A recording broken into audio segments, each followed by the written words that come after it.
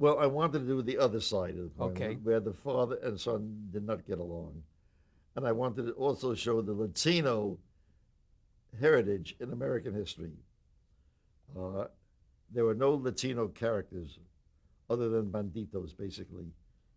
And as far as Spanish speaking women, the Latinas, are concerned, they were always depicted as putas, prostitutes, with their blouses cut down to their navel and in some fly specked saloon and always taking a guy upstairs.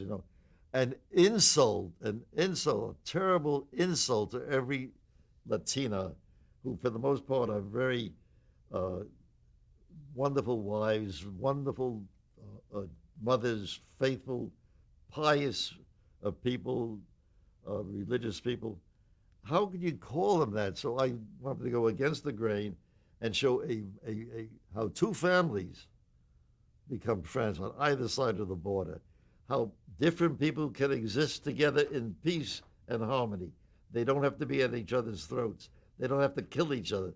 They can live together.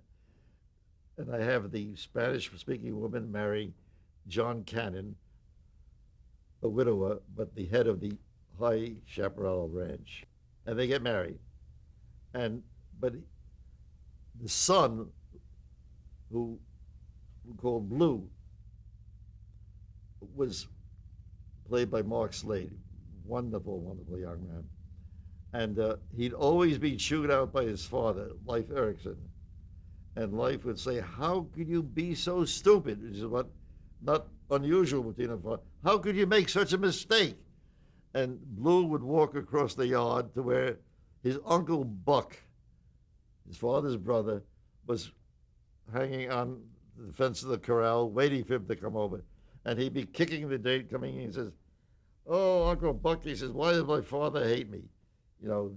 And Uncle Buck says, "Your father doesn't hate you."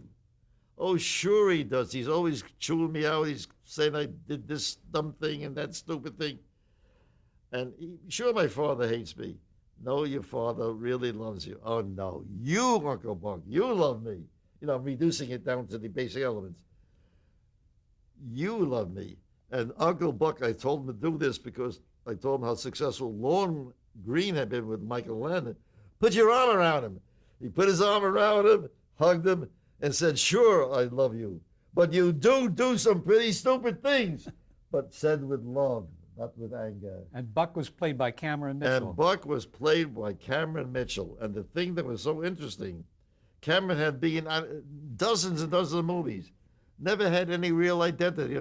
All of a sudden, even though he was one of the sons in the original production of Death of a Salesman, but he was a marvelous actor, but all kinds of, oddball part.